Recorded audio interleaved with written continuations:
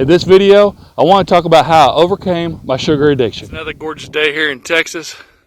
My name's Todd Yeakle. I started a journey back in July 2019, lose 100 pounds, and I'm sharing that journey in hopes that it encourages and inspires others to join along. Let's live a healthier lifestyle. Stay tuned.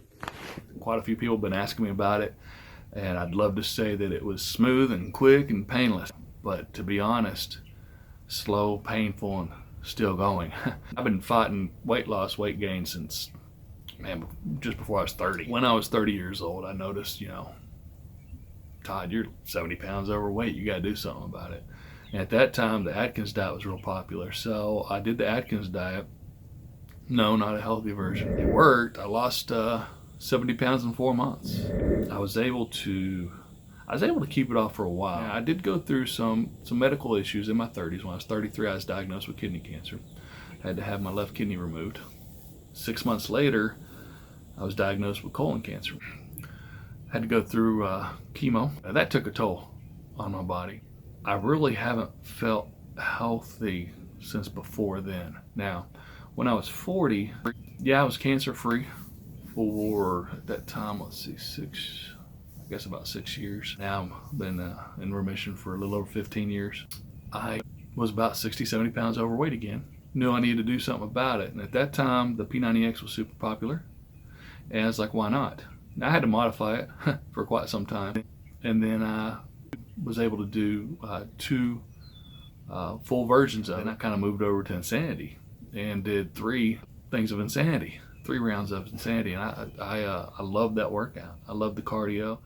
I looked like I was in the best shape of my life, but I still wasn't feeling that great. Then, I started getting, my shoulders started getting messed up, my elbows, my knees, and I was like, oh, Todd, I slowed down on the working out, and eventually I stopped it. I hate to admit it, but I stopped it, I guess about mid 40s, 45s, 46s, I started putting the weight back on.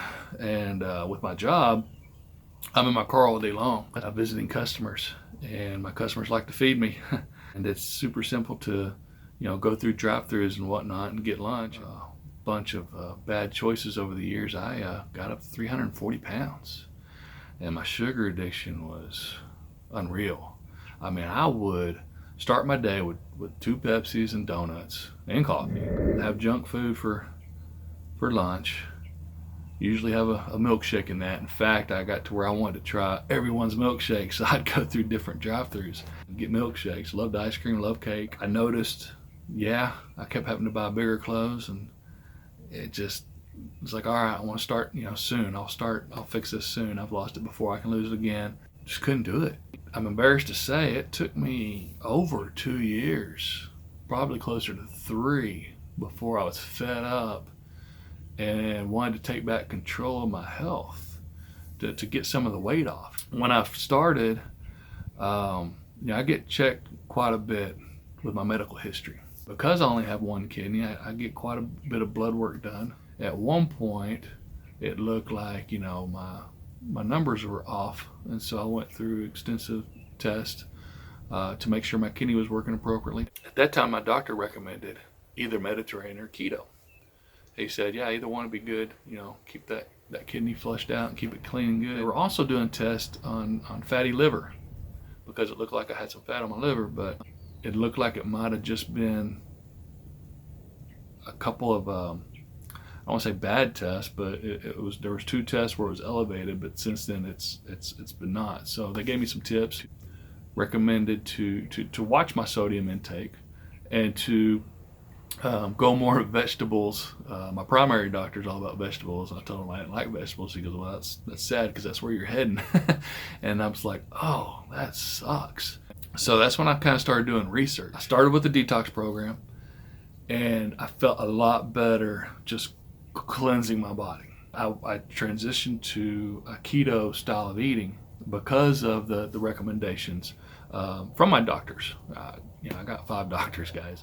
A lot of good reports on that Mediterranean diet, but it's more seafood based, and I can't do a lot of seafood. And that's why, I went more towards the keto, plus the fact that I've got history with the Atkins diet. I thought it made more sense. And it worked. I mean, I was losing weight. I still wasn't feeling that great. You hear about that keto flu, low energy. When you go from eating all those carbs and all those sugars to nothing, you're losing a lot of water weight, and it takes away some energy from you at first. It takes a little while to adjust, and that's why they talk about, hey, replace your electrolytes, drink a lot of water, stay hydrated. So, like I said, the keto diet worked. It was working, but I still wasn't feeling that great, and it was so hard for me to keep up that meal plan. But I was still craving sugars. Sarah was looking up recipes for like keto desserts, and we figured, okay, no, they're still not healthy. They're still not, you can maintain on those desserts, but if you're trying to, do the weight loss, it's, not really recommended to have them or have that many of them. But the way I figured was, I didn't get this sugar addiction overnight. I'm not going to lose it overnight. These desserts were better than the alternative. So we made these peanut butter cookies with a keto recipe. Oh, they were good too. And then we started playing around with fat bombs recipes, which are simple, but you can also buy them at the store. They're not cheap. Slim Fast actually, and I'm not recommending them or promoting them, but they have fat bombs at the store. They're like $10 for a little pack of 14. They're just these little bitty fat bombs. 1 or 2 a day, helps curb that craving. I probably slowed down a lot of my weight loss by including those, but like I said, it was a better alternative, and that's how I kind of curb my sugar cravings. It's just baby steps, just substituting something that's terrible for me for something not so bad, and then taking that one that's not so bad to lowering how much of it I did. Now I can go 1 or 2 days without any. Eventually I'll get that craving for one, and I'll have 1, 2, maybe 3 in a day. Does it slow down my weight loss? Sure it does, but like I said, I think it's better than the alternative. Long story there, guys, but that's kind of how I've been working on fixing my sugar. All right, so let's sum it up. First thing I did when I started this journey was I got rid of the sodas. I did that by taking that energy supplement. Now, guys, I've never been big on energy drinks. In fact, I've only tried a couple in my lifetime. Both times they made me crash. This is not that product. It's a dietary supplement.